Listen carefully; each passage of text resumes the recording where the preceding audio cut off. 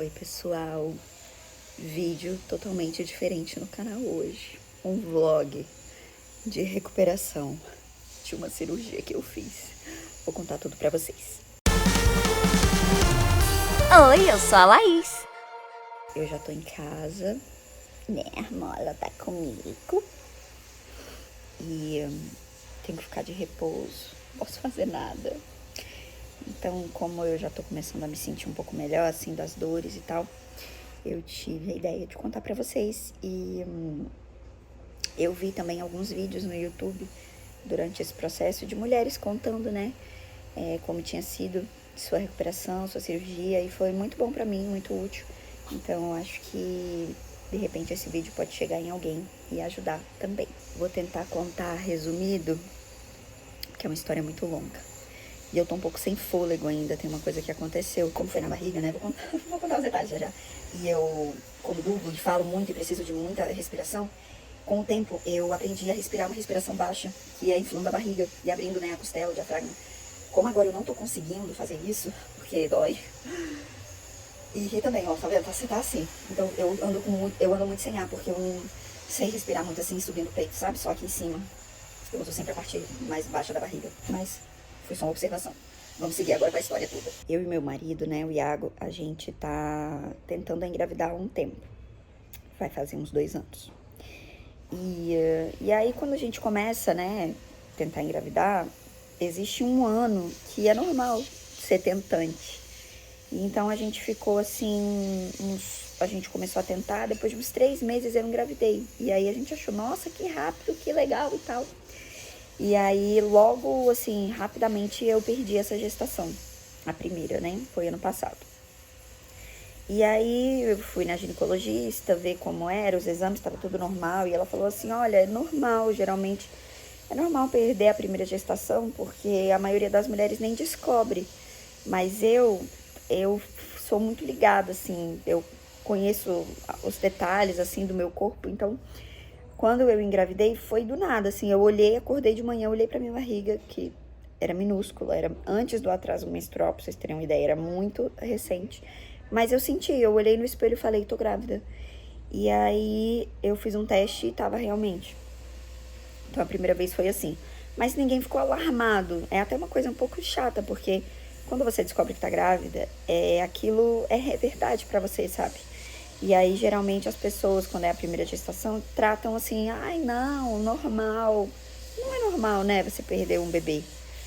Não é legal, não é assim, ninguém ligou. Não, foi bem triste pra mim, porque eu me senti sozinha, sabe? Porque todo mundo em volta falava normal, normal, normal. Então, eu me senti triste, assim, sozinha nessa primeira vez. Pausa pra respirar. Não vou contar a história muito longa, mas aí seguimos tentando. Inclusive, se você é tentante, tem um livro muito bom que eu li, que é Enquanto Isso. Ou é Enquanto Espero. Não, é Enquanto Isso mesmo, é da Fernanda Witwiski. E esse livro foi muito legal, assim, pra entender como é esse processo de esperar e como que a espera, ela nos ensina a ter paciência e que não é nada do nosso jeito, é do nosso tempo, né? Então, esse livro foi muito bom pra mim, se você é tentante, se você tá querendo alguma coisa, passar numa faculdade, tá demorando, se você tá passando por algum processo que você precisa esperar, esse livro é bem legal. Ele é mais específico pra tentantes, né? Mas ele é um livro muito bom.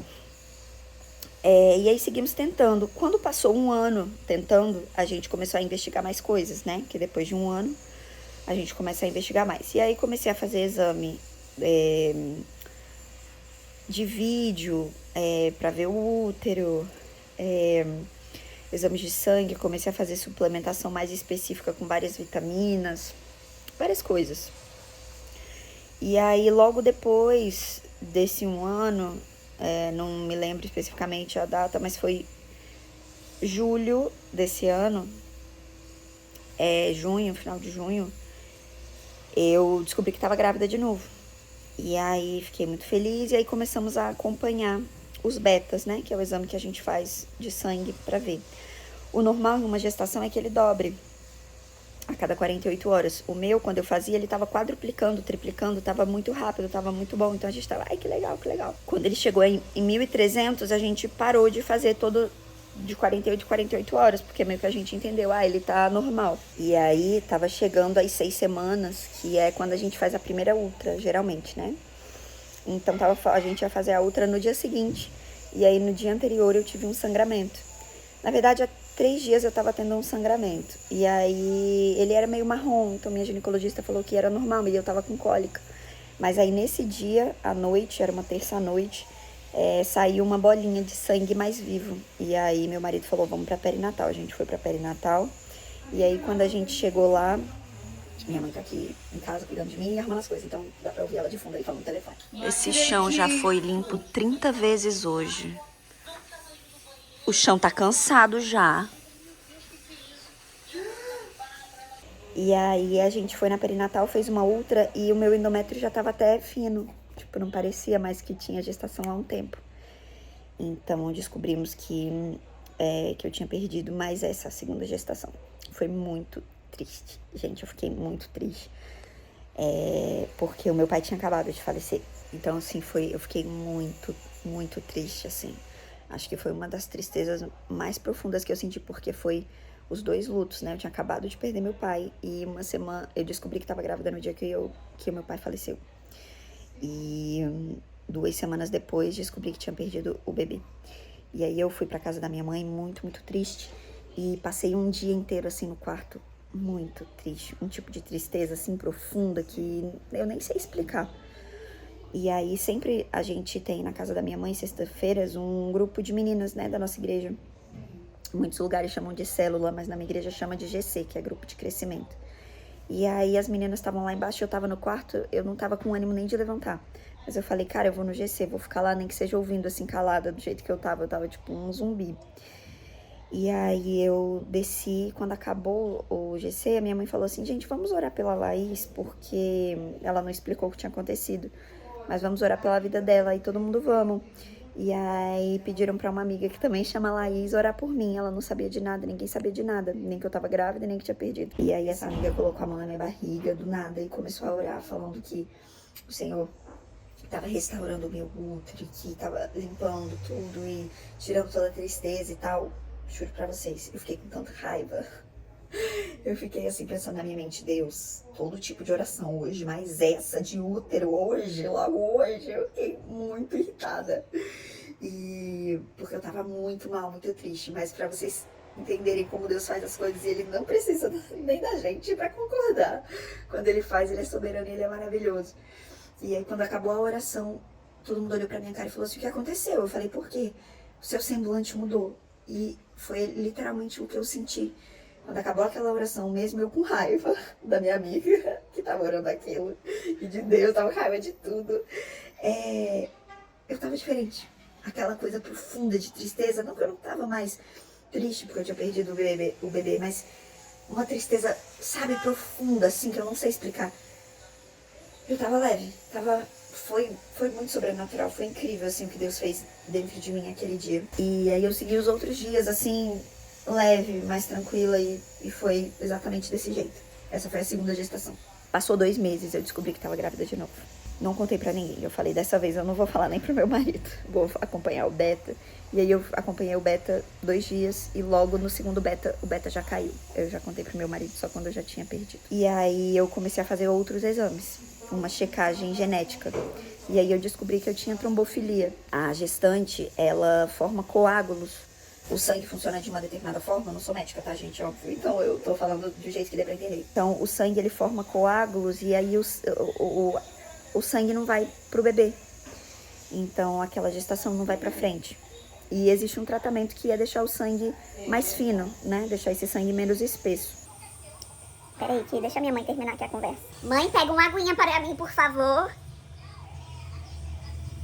Tudo na mão.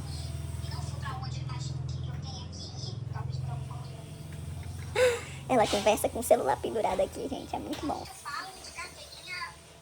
Então a trombofilia é isso. É uma condição genética. A gente fez até um exame de sangue que minha mãe também tem. E é um sangue mais espesso, assim, aí causa um coágulo e aí acontece o aborto. O tratamento que a minha médica me passou foi, já de imediato, tomar AS, que deixa o sangue mais ralinho, né? E aí ficar tomando AS até quando eu descobrisse que estava grávida de novo. e aí começar uma injeção que chama Clexane. E aí tem que tomar todos os dias da gravidez e até 6 meses depois da gravidez. Essa injeção, ela é profilática, mas ela faz a gestação ser uma gestação de risco, né? Então tem que ter alguns cuidados, por exemplo, não pode fazer cirurgia, o ideal é que seja um parto normal e algumas outras indicações que a minha ginecologista me passou. Então eu tava nesse ponto, antes dessa cirurgia que eu fiz hoje, né? Que eu fiz hoje não, que eu fiz essa semana.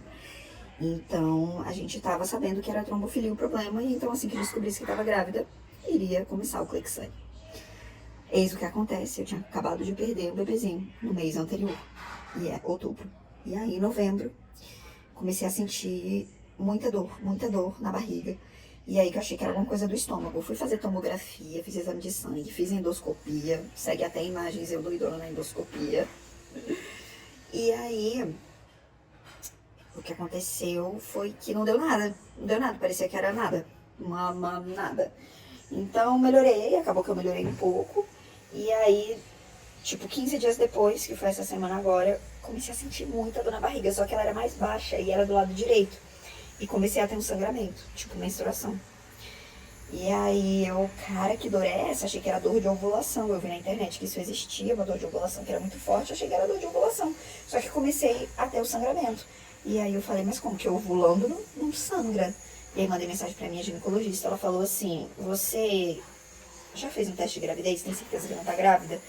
Aí eu acho que nem dava pra ficar grávida, acabei de perder um bebê, como é que eu ia estar grávida? Há 15 dias eu fiz tomografia e não estava grávida, fiz beta, que foi, né, quando eu senti essa dor na barriga, endoscopia e não estava grávida. Aí ela faz um teste, fiz o teste, batata, estava grávida. Falei, cara, e agora? Faço o Clexane, começo o Clexane, tô sangrando, mas tô com dor.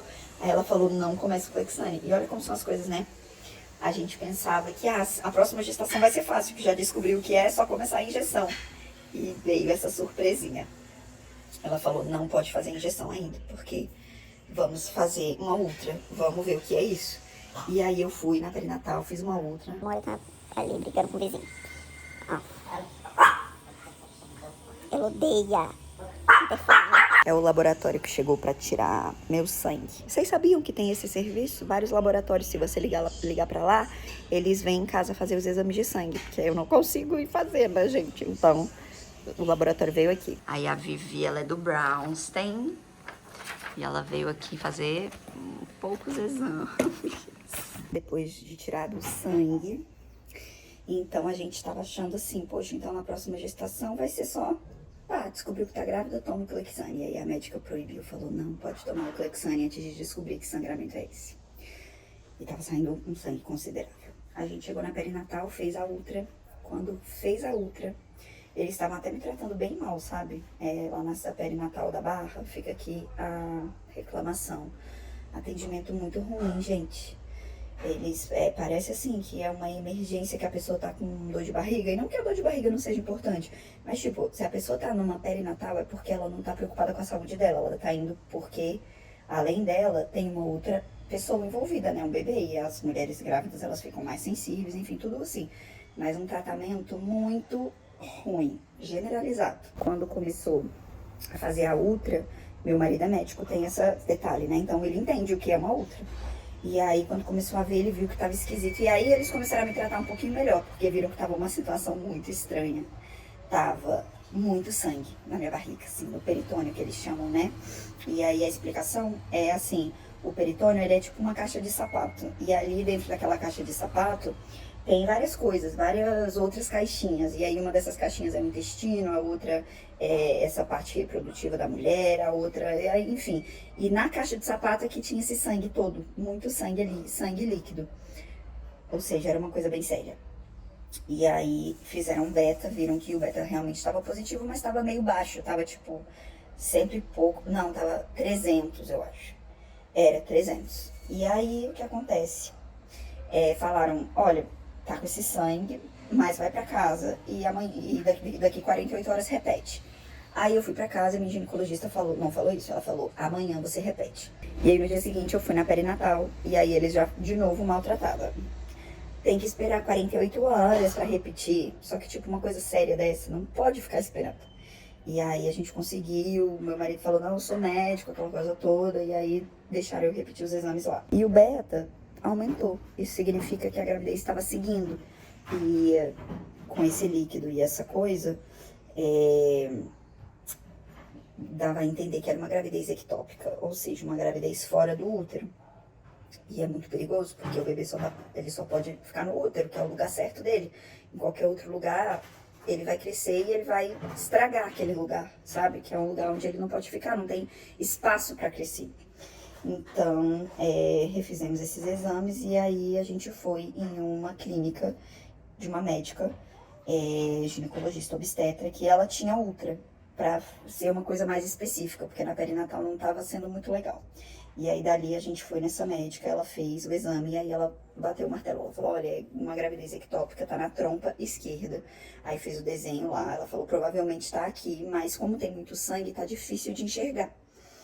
Ela falou, vai numa emergência, agora interna, e pra operar.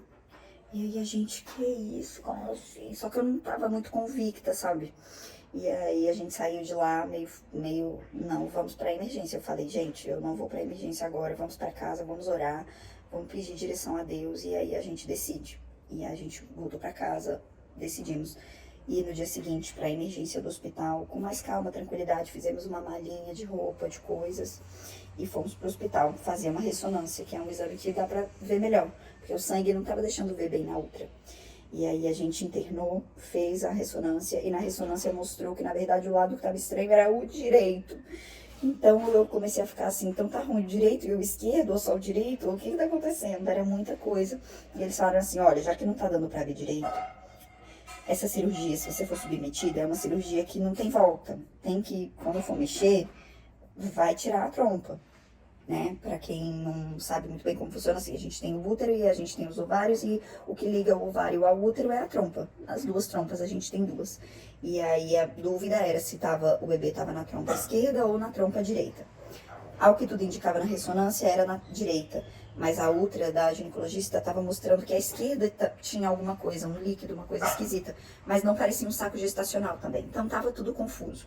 A gente ficou no hospital alguns dias acompanhando o beta, para ver se o beta diminuía. Por quê? Porque se o beta diminuísse, seria um aborto tubário. O que acontece quando é um aborto tubário? O corpo vai se ajustando sozinho. O bebezinho morreu por conta própria. E aí o corpo vai se reajustando. Mas se o beta continuasse subindo, o bebezinho estava vivo. Então, assim, não é vivo bem, entendeu?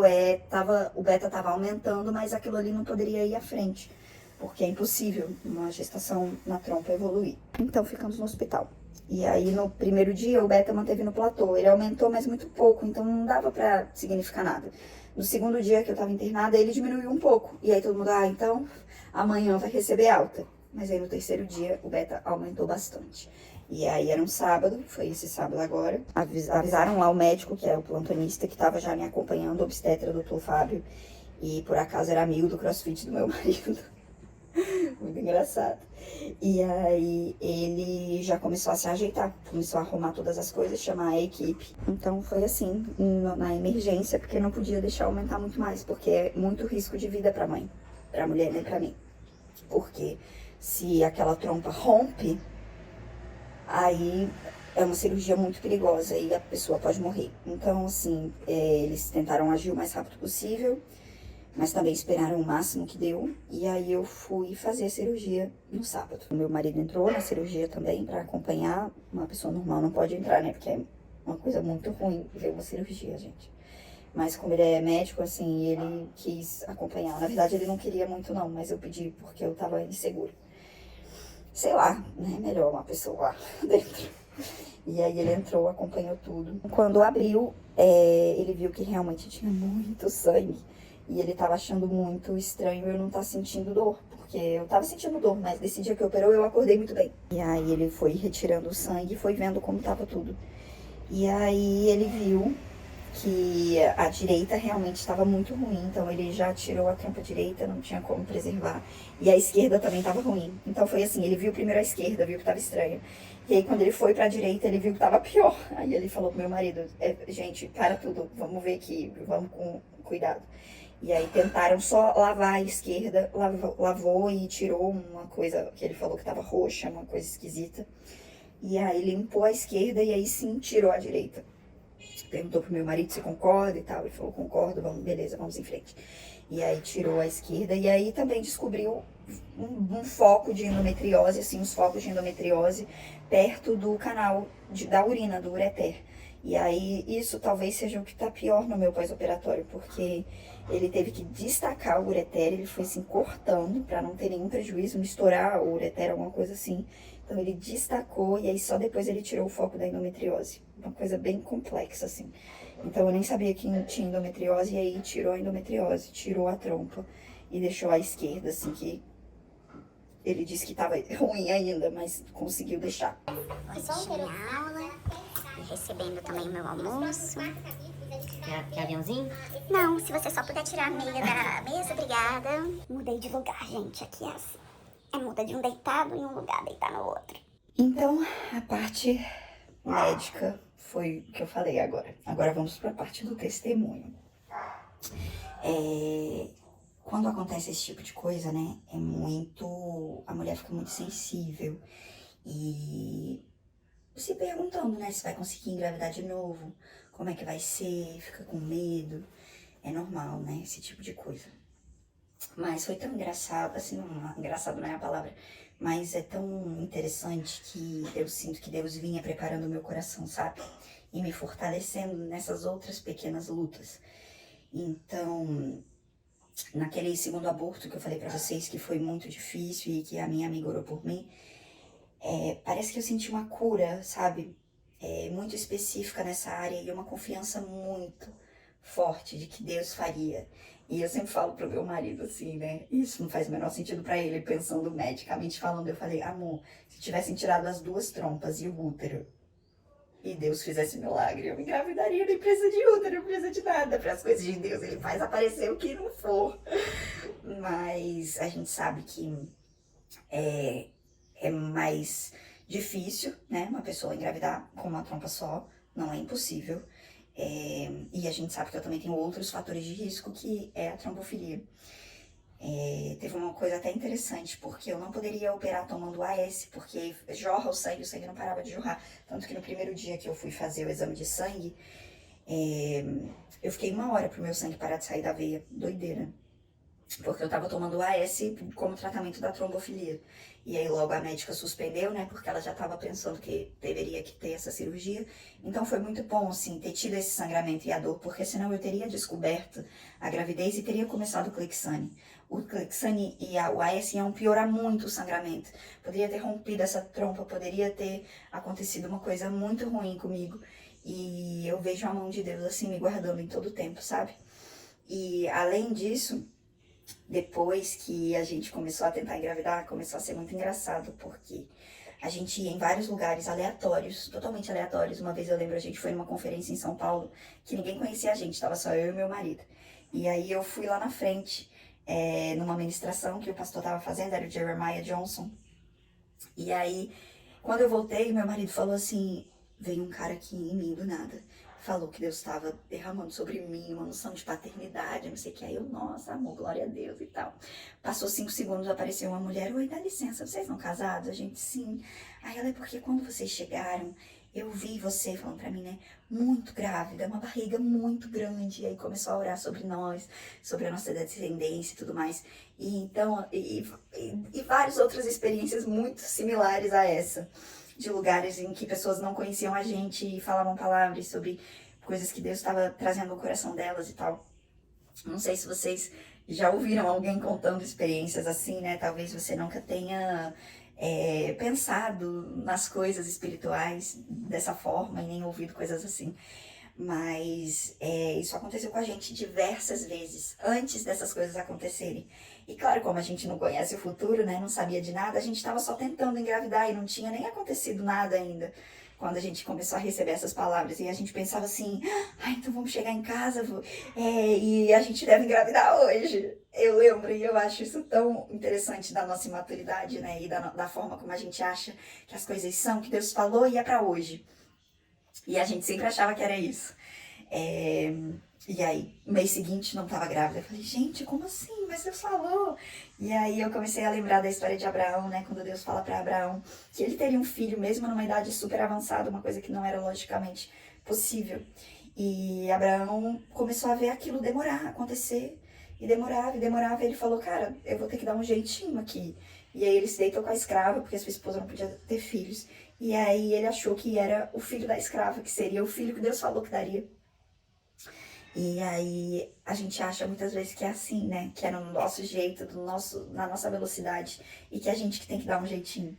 E aí eu fico lembrando dessas experiências e eu fico pensando, cara, eu pensei igualzinho. Eu pensei, já é hoje, já é amanhã. E agora eu percebo que o Senhor estava preparando o nosso coração para suportar, sabe? Com certeza. Então, eu me vejo nessa situação, eu vejo essa coisa toda que aconteceu. E sendo muito sincera com vocês, eu não tenho nada para parecer forte, para fingir uma coisa que não é, mas é a plena certeza do meu coração, eu tenho muita certeza que vai acontecer. Não sei ainda o que vai acontecer antes, e nem quando vai ser, e nem quais as outras dificuldades. Mas eu sei que nós temos uma palavra, né? Que o nosso Deus é fiel para cumprir. Não só nisso, mas em todas as outras coisas da nossa vida. Eu vejo tantas coisas assim na minha vida e coisas que eu precisava mudar e melhorar. E que se não fosse Deus me tratando, por exemplo, me dando essas experiências que eu preciso desenvolver paciência, mansidão, tranquilidade, resiliência mesmo. Essas coisas não seriam conquistadas se eu não estivesse passando por coisas difíceis, né? Pensa bem aí na sua vida, geralmente você conseguiu melhorar coisas em momentos difíceis. A gente acha às vezes que a gente é fraco e aí em um momento em que a gente precisa ser forte, a gente fala, de onde veio essa força? E é assim que o Senhor usa para nos capacitar. Eu vivi muito isso no período em que meu pai estava se tratando, né, antes dele falecer, e eu vi Deus trabalhando dentro de mim de uma forma tão linda. E eu só conseguia dizer, Senhor, obrigada. Obrigada, obrigada, porque o Senhor é quem tem feito. Eu de mim não posso produzir esse fruto. Às vezes algumas pessoas falam comigo, nossa, parabéns, porque você está forte. E eu falo, de mim é impossível produzir esse fruto. E eu me lembro muito de João 15, que Jesus diz, eu sou a videira verdadeira, vocês são os ramos. E vocês só podem dar fruto se vocês estiverem na videira. E essa é a mais pura verdade. O fruto é o fruto do Espírito. É o Espírito Santo habitando em nós que faz o fruto crescer. É impossível, Laís, gerar isso, sabe? É impossível, Laís, sorrir no meio de um momento difícil. É impossível continuar acreditando se não for o Senhor me capacitando. Então, como eu me alegro com o que Deus tem feito, sabe? Em meio à dor e tristeza, porque a gente sofre, a gente fica triste, mas a gente precisa entender o que Deus tem feito. Eu espero que esse vídeo seja um instrumento para que Deus fale ao seu coração. Se você ainda não o conhece, pergunte para Ele, chame Ele, sabe? Ele é um Deus todo-poderoso que te ama. E já que eu falei João 15, né? Tem também o João 3,16 que diz que Deus, Ele amou tanto o mundo que Ele deu o seu Filho unigênito, o único Filho, para que todo aquele que nele crê não pereça, mas tenha vida eterna. E segue dizendo, não nessa passagem, mas em outra, que a vida eterna é conhecer a Deus e prosseguir em conhecê-lo. Então, o Senhor nos dá essas oportunidades de vislumbre de vida eterna, em que a gente vai conhecendo a Ele. Um Deus que acalma a tempestade, mas se a gente só vai conhecer o Deus que acalma a tempestade se a gente tiver uma tempestade. Complicado, né? Mas é verdade, a gente vai conhecendo novas facetas do nosso Deus.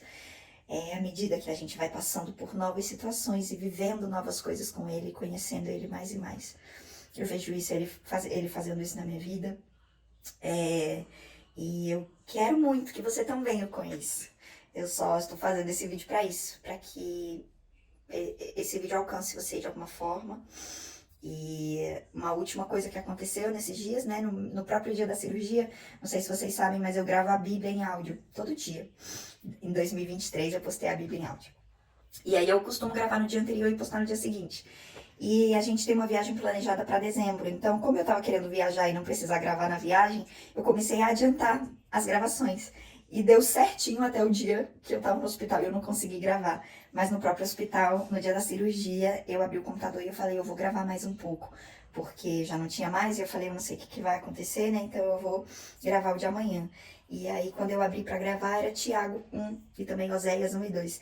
Mas em Tiago 1 é lindo porque Tiago vai dizendo assim, meus irmãos, considerem motivo de grande alegria passar por algumas provações, porque essas provações, elas provam a sua fé, e a prova da fé produz perseverança. Olha que coisa linda que Deus me fez gravar justamente no dia que eu ia operar, e eu nem sabia, eu achei que eu ia gravar e eu ia embora. No mesmo dia, né, porque a gente só tava esperando o beta baixar pra ir embora. E aí o Senhor nos lembrou isso, que a gente deve passar pelas situações, até mesmo as piores, trazendo à memória gratidão, contentamento, porque as aflições, elas são leves e são momentâneas. Leves, porque a gente não está sozinho, Ele está com a gente. Assim como na história de Jó, Jó não sofreu sozinho, Deus estava ali ao lado dele no momento do sofrimento. Tem um livro do Iago Martins que ele lançou agora, que chama Esse Deus é Meu Diabo. Ele é bom de título, né? Ele sempre faz uns títulos assim, bem marqueteiros. Parece até assustador esse título. Mas o livro, eu ainda não li, né? Eu só ouvi a resenha que ele postou no YouTube. Mas uma das coisas muito legais que ele disse é que Deus estava ao lado de Jó, enquanto Jó passava aquela navalha, assim, tirando a doença de pele que ele tinha, e Deus não tinha o abandonado, ele estava ao lado dele. E eu vejo isso totalmente na minha vida, eu nunca passei nada tão ruim quanto Jó passou, óbvio, mas eu vejo que o Senhor, em todo o tempo, não me abandonou. Ele sempre esteve aqui, e a gente precisa estar com os nossos olhos abertos, os nossos ouvidos atentos para ver, perceber que Ele está lá, né? Às vezes a diferença é que a gente só não percebe. Então, voltando ao que eu estava falando antes, é leve, as aflições são leves e momentâneas, porque é leve, porque não estamos sozinhos. E momentâneas, porque elas vão passar. Foi sábado, hoje é quinta, não sei que dia que eu vou postar esse vídeo, acho que é amanhã, ou hoje mesmo. Não vai ter que editar muito, eu só vou botar um do lado do outro, aí você bota no rápido, sei que se eu estiver falando muito lento. E aí, é momentâneo, de fato, eu operei sábado e hoje, quinta, eu já tô em casa e já tô muito melhor. Então, vai passar. Se você também estiver passando por um momento desse, ou conhece alguém que passou, encaminhe esse vídeo para essa pessoa, saiba que vai passar. E se você tiver consciência de que o Senhor está ao seu lado, se você convidar Ele para viver não só do seu lado, mas em você, no seu coração, o Espírito Santo de Deus, o maior presente da cruz de Cristo, é esse. Ele nos ligou de volta a Deus. Tem um teólogo, não me lembro o nome, ele diz que Jesus, ele é o fim da religião, porque a religião é religare, é uma tentativa do homem de se religar a Deus. Mas a cruz de Cristo, o sangue de Jesus, que sangrou por nós e no nosso lugar, é o que nos liga de volta a Deus. Então, Cristo nos liga ao Pai e nos dá o presente do Espírito Santo de Deus habitando em nós. Isso é tão profundo, isso é tão fora da caixa, que é uma coisa que não se explica. É uma coisa que Deus pode e vai fazer no seu coração, se você quiser. E eu desejo que sim. Então, que o Espírito Santo habite em você e produza esses frutos, que são os frutos do Espírito: amor, paz, alegria, paciência, bondade, benignidade, longanimidade, fidelidade, domínio próprio. Isso a gente não produz por si mesmo, mas o Senhor é quem produz em nós. Então, encaminhe esse vídeo, curte ele, um vídeo diferentaço do canal, mas espero que tenha abençoado sua vida. E se você também quiser um pedido de oração, tiver um pedido de oração, bota aqui no comentário, porque eu já gosto de orar bastante, mas agora que eu não tô nem trabalhando, não tô fazendo nada, tô com muito tempo para orar, então bota aqui embaixo seu pedido de oração, se você quiser oração, e que Jesus te abençoe sua vida. Obrigada por ter assistido o vídeo, até o próximo, tchau, tchau! Já dei tchau, né? Mas só uma última dica, porque como eu estou muito tempo de descanso, de repouso, eu não posso fazer nada, eu estou lendo vários livros, inclusive obrigada a Thomas Nelson, que sempre manda livros aqui pra mim. Este livro é uma fantasia escrita pela Sara Guzella. Comecei ontem, já tô aqui na página 100 e pouco, eu acho. Muito divertida, muito leve, assim. Parece as Crônicas de Nárnia, tô gostando muito. Esse aqui também, Crescendo em Oração, acho que é um dos melhores livros que eu já li. Se você assim ficar, ai, como é que ora? Ai, eu oro, 3 minutos acabou o meu assunto. Esse livro ajuda muita gente a ter um plano, assim, uma organização, mudou muito minha vida de oração. E esse aqui que eu acabei também ontem, que é Discipulado do Dietrich Bonhoeffer. Esse aqui é uma leitura um pouco mais densa, assim, mas muito bom. E lógico, a Bíblia, que essa aí é minha companheira todos os dias. E a última coisa é, se você quiser ouvir a Bíblia em áudio, que eu falei aqui, que eu faço, né? É no Spotify, Bíblia em Voz, tô botando aqui na tela, e também tem aqui no YouTube, tá bom? Agora sim, tchau, fui!